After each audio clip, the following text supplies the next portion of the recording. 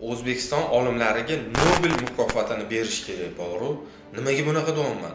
Hech qaysi dunyo kashf qila olmagan dori u yoqda tursin, biologik qo'shimchalarni bizani O'zbekistonda kashf qilishadi, bor-ku. Internetda ochib qo'rqib ketaman, bor-ku, bu informatsiyalarni ko'rib.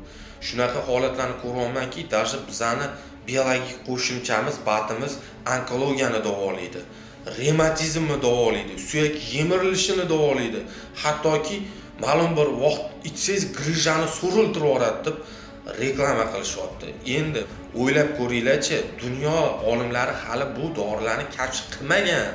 Yo'q bunaqa dori, что suyak yemirilishini to'xtatib qo'yadigan yoki grijani o'sha bitta dori bilan so'riltirib yuboradigan dorining o'zi yo'q, biologik qo'shimcha ham yo'q.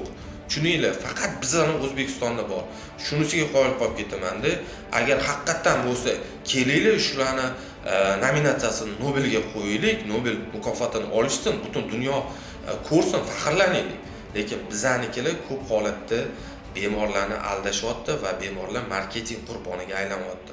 Biologik qo'shimcha qachon effekt beradi? Siz asosiy doringizni, asosiy vrach bergan tavsiyalarni qilib yursangiz, o'shanga qo'shimcha tarzda ichsangizgina effekt berishi mumkin, lekin davolash xususiyati mavjud emas.